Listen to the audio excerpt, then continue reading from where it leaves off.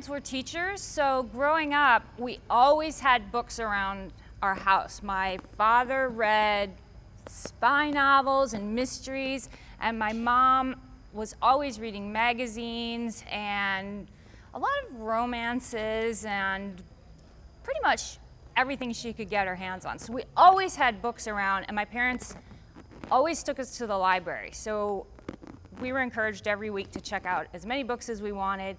But the books that I loved best were books that had pictures in them, because it took me a long time to learn how to read. I wasn't one of those kids, even though I'm a writer now, it took me a long time to learn how to read because I actually had a speech impediment, and I don't know, for some reason it was hard for me to grasp words, but I loved illustrated books. So I would check out books that had elaborate pictures in them and make up my own stories about how they went. So that's how I started learning how to read, by kind of looking at pictures and figuring out what I thought the story was saying. And I really didn't grasp reading until I was around maybe in the first or second grade, so I would have been 7 or 8 or even 9, I think. And it was when I had a really great teacher who kind of figured out that I wasn't reading in a normal way, and kind of asked me, well, what actually are you interested in? And what I was interested in was animals. I wanted to be a veterinarian. And the librarian took me over to the section of books about animals, and there was a book about a kangaroo and the life cycle of the kangaroo and how kangaroos have babies.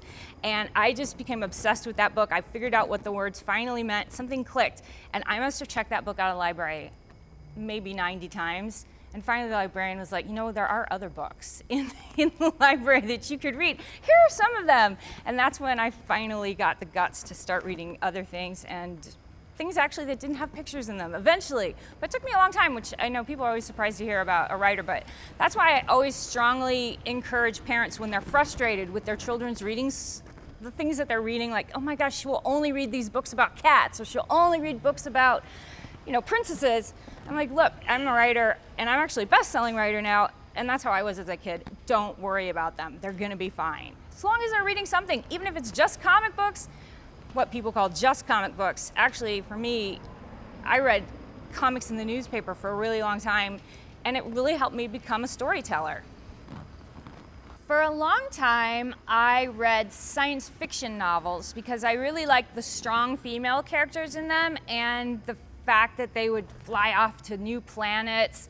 One of the authors that I really loved, I don't know if you have her in Brazil, was named Anne McCaffrey, and she wrote books about another planet called Pern, and there were dragons on the planet. It's kind of now sounds a little bit like Game of Thrones, but it was totally different. And girls who could communicate with the dragons, and they would fly the dragons around, and they spit fire and stuff. So I was obsessed with those books. And books like them, some of them are out of print now. There were authors called Andre Norton, who was a female science fiction writer, and I loved a lot of books that had animals in them too. If they could be science fiction and also have animals, I really loved them. Because I wanted to be a veterinarian. I didn't really at that time know that I wanted to be a writer, but I loved to write. And a lot of what I wrote, which is really, actually I'm not embarrassed about it at all. I have no guilt. I love to write Star Wars fan fiction. I loved Star Wars. So I read Star Wars comic books, especially if they featured Princess Leia. I still have my 1977, 1978, 79 Star Wars comic books. I will never sell them. I keep them in a safe so that they will be safe. And I like to draw to the adventures of Princess Leia.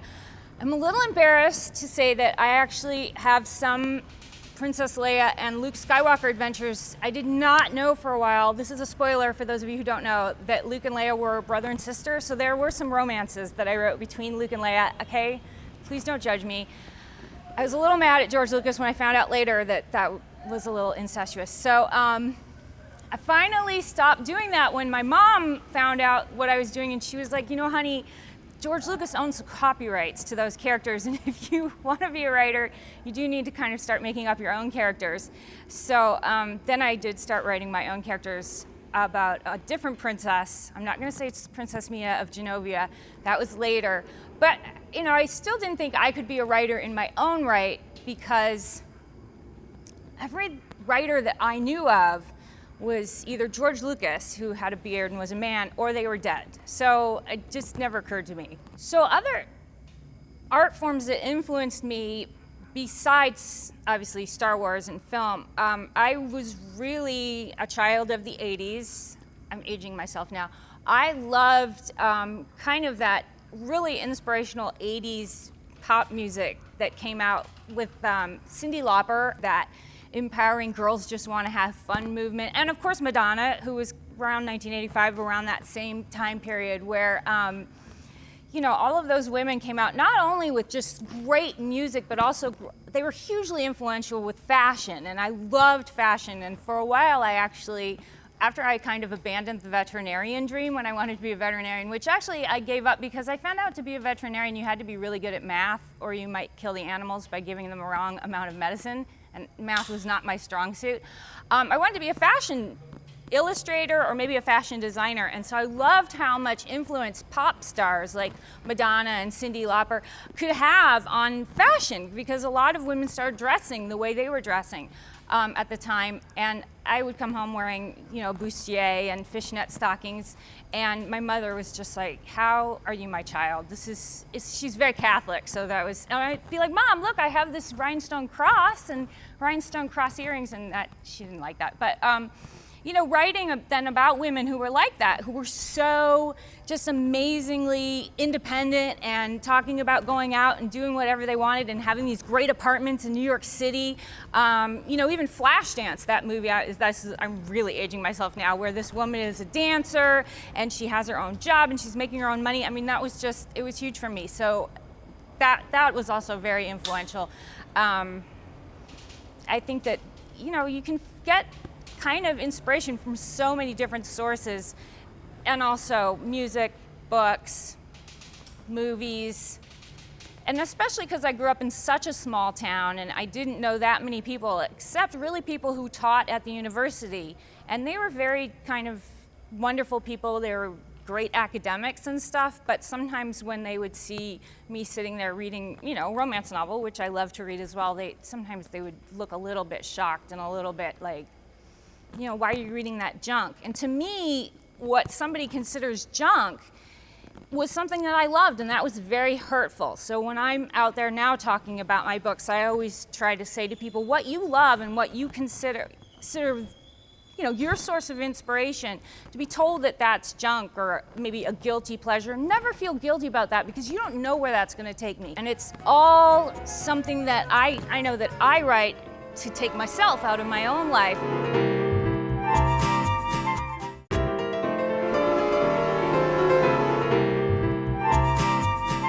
Some of what I write is also labeled chick lit in America. Chick lit is, women's fiction, basically. And the reason that I personally think that some people think of this way is because of inherent sexism in our community, where pretty much anything that's female, for the most part, is looked down upon as not important, because it's family related, it's often about child rearing or romance or love, whereas things that are more masculine, which tend to be about, war and politics, are seen as more important.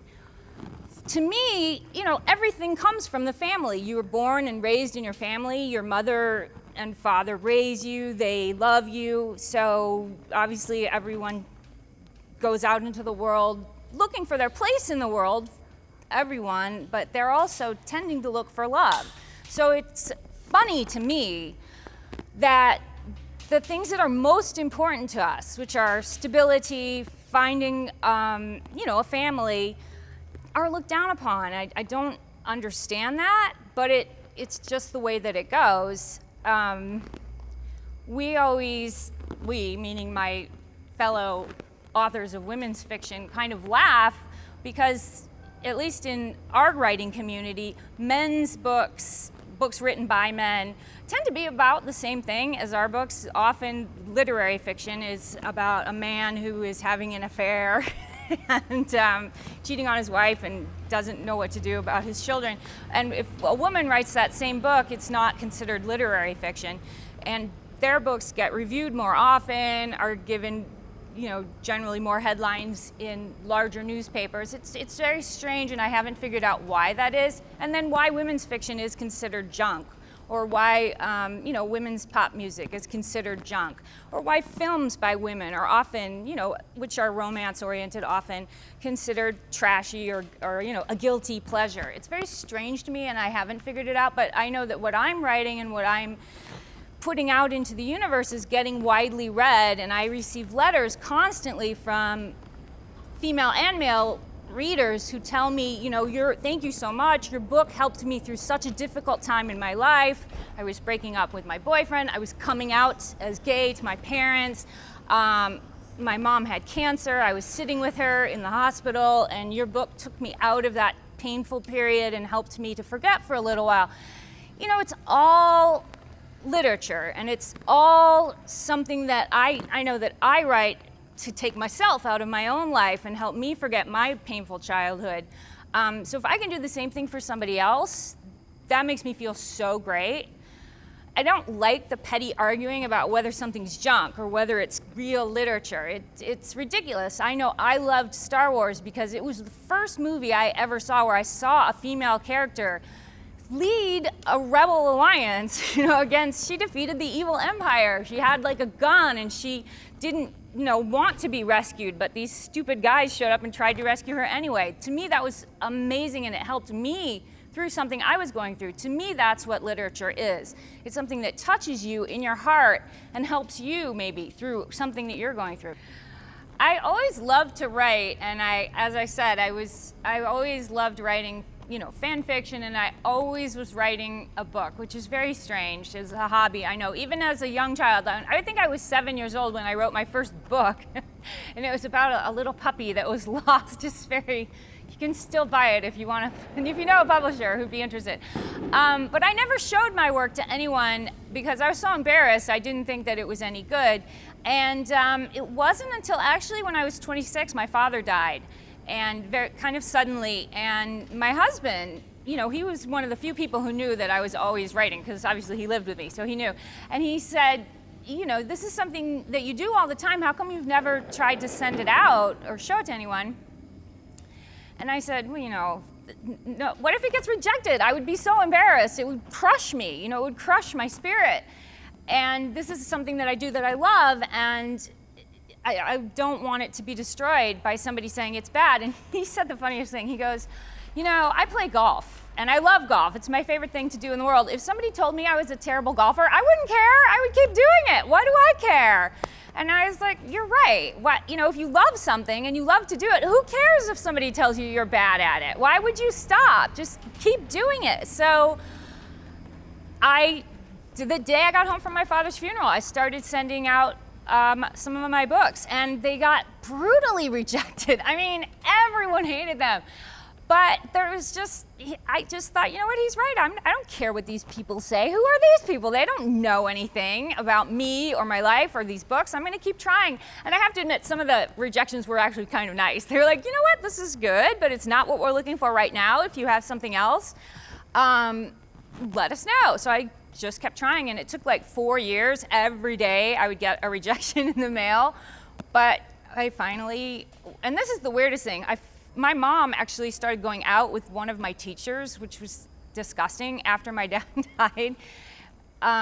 It was not a teacher that I got along with very well, but that ended up inspiring The Princess Diaries, which is the book that I became well known for. I started writing a book about a girl whose mom is dating her teacher, and she's very disgusted by it. And that's the book that also got rejected about 30 times, but eventually one publisher was like, well, this is okay, we'll take it. And then Disney made a movie of it, and that's how I figured out that I actually wrote that book for my friends, like as a joke. Just like, look, this is what I'm doing right now. And they said, it's really weird that the girl is 30 years old and is so upset about her mom dating her teacher. If you made her younger, it might be better, so I did. And then they were like, nothing happens in the book, so maybe you should have something happen. And I'm like, oh, I'm gonna make her be a princess. That'll be hilarious. And that's what happened. And then, so it was, like many things, it all turned out to be kind of a fluke. When I was a kid, I loved to draw. I obviously I loved reading books that had illustrations, and I used to illustrate my own stories. And when I went to college, I actually majored in art, and I wanted to be an illustrator. And when I moved to New York, I had a portfolio, and I went to all of the magazines and the publishers trying to get illustration work. And I did work as an illustrator for a little while for MTV and a couple of other companies, but it was very hard work because they don't pay really a living wage at that time. And ultimately, I loved writing more, so that was what I really stuck with. And when I started sending out my stories, for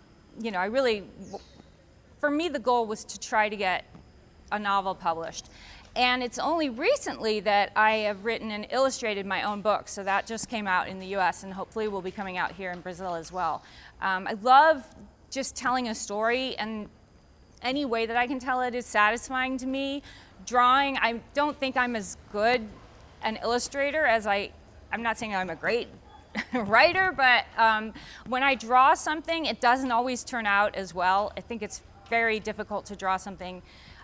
For me, I feel like when I write something, I get the point across in a better way than I do when I'm drawing, but I love to draw, and I've been doing it my whole life. My mom is actually a really great artist, so we always had art supplies in the house, and it's something that I've always loved doing, and I wish I was better, but it takes practice. Just like with writing, it's something you get better at with practice. And after 4 years of art school, I wish I were better than I am.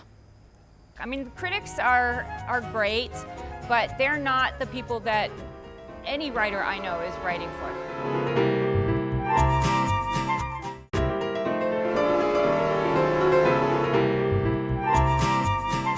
The things that I illustrated were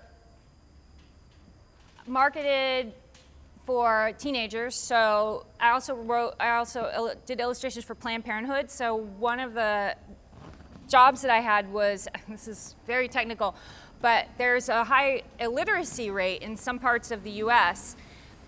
So I had to draw pamphlets that were basically guides for young women how to use different kinds of birth control without any words. So that was a big challenge, and I'm very proud of that work. I think what it helped me to do was kind of see graphics and visualize things in a different way. So now when I'm working on my books and I get the book covers, I think I give the publishers a lot more grief than some other authors, because I really have a feeling on how I want the cover to look, and a lot of times they get it right 100% the first try, but other times I think I see things because you want it to convey a look right away that even somebody who doesn't read or maybe speak English is going to understand, because that's kind of the work that I was doing and kind of how I was trained visually. So sometimes it's very hard for me to explain to them, why I don't like something. And it's not because they've done a bad job, it's because you really want to have somebody just look at the book cover. And I know they say you can't judge a book by its cover, but everybody does. And I do it too, we can't help it, because we're very visual as human beings. And I didn't actually do a lot of graphic design classes when I was in school, because I was mainly just illustration. But it's a really important part, I think, for anyone who wants to be a writer, to kind of understand how you're presenting yourself, especially if you have a brand. You want people to be able to get it right on that first, not make it too complicated. And it's surprising how many authors really want this complicated design. But it doesn't have to be that way. It should be clean and simple, I think. The readers are the ones that, for me, I really want them to read my newest work and love it and get back to me about, that they enjoyed the book. I mean, the critics are great, but they're not the people that any writer I know is writing for. They're all writing for this invisible populace who actually aren't so invisible, because we love going out and doing these book tours and speaking to them and hearing back from them. And I don't actually know any writer who willingly reads their reviews. Sometimes our editors or agents will send them to us, and that's horrible, because we don't want to, unless they're really, really great, but so often they're not. But the readers are just the ones that they're who you're writing for. We all write for ourselves, of course, because it's what we love to do, but I don't think that the critics necessarily are people who we're writing for. They're often not the target audience, you know, especially if you're writing for young people, you're writing for a 12-year-old or a 14-year-old or somebody who's sitting, like I said, in a hospital waiting room, and that's not who a critic is. Although I do have to say that I have a large reading audience who are librarians and teachers, and I love writing for them because they're really out there. I call it, they're out there on the front lines, and they know what kind of the kids want to be reading and what they're interested in. So when I hear from a teacher or a librarian who says, you know, thank you for writing this book, it really helped, you know, some kids in my class who are dealing with this kind of thing, that's I don't really consider them critics though, but often they are, and they have blogs, and so that's always really exciting when you hear from a librarian who's somebody who works with kids every day, or a teacher. That's always really flattering when you hear from somebody like that. Not that there's anything wrong with critics, they're wonderful. But anyone who works in the arts knows it's like, oh no. I have to say that I don't read too widely in my genre. I guess it's actually my category, because it's a little bit like, well, for one thing, especially if they're a very strong writer, you can be influenced by their voice. And I have been told that I have a pretty strong voice. And when I'm writing something, the last thing I want to do is go pick up, you know, a book, usually a really great book, by somebody who's kind of writing the same thing, because that can influence what you're doing as an artist. So most of the writers that I know, we all read nonfiction. We read nonfiction, or we'll read really gruesome mysteries or something while we're writing, so that we're not reading something that's like what we're doing. So, but I know that I was influenced by, you know, or inspired by writers like Judy Blume, I think, is a contemporary realist writer who was writing. She's still writing, but when I was growing up, I was reading her books and just being like, oh, if only I could write like her. She has a very spare writing style, but her books are about characters that you can really relate to, and they're funny. And so I wanted to write funny books that were realistic but had, you know, amazing things happening to the characters. So I would be very honored if there were people who were writing like me, but I don't know that there are, or if that's true. That would be great. But I can't read it, because then I would be freaked out, I think. I just like to try to read books about plagues or the end of the world or something totally not what I'm doing. It's very easy to be frustrated and want to quit. I have a writer friend and I who every day, even though we're both in positions in our career right now where we have book contracts and we have books that we owe, we still get to about that 100-page point where we want to quit because we hate our books so much, and so we have to encourage each other to go on. One thing we do is we tell each other we have to write a certain number of pages a day by 5 o'clock, 5 pages by 5 o'clock, or we have to donate $5 to a politician we really hate. That's our way of encouraging each other. It's totally negative. You can try something positive, but it's important to know that every writer goes through that. Some people, I actually do know a couple people who love everything they write. I think they're insane, but most writers all artists actually go through periods where they hate what they're doing. It's important to just slog through that. That's part of the process. And then you go through periods where you love what you're doing.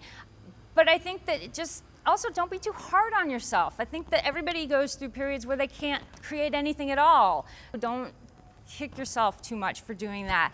And I just think the most important thing of all is not to give up. Unless, and this is something that happened to me, you know, I tried a lot of different things that I wanted to do as a career. I wanted to be an actress, I wanted to be a veterinarian, I wanted to be a fashion designer, and then I finally ended up being a writer.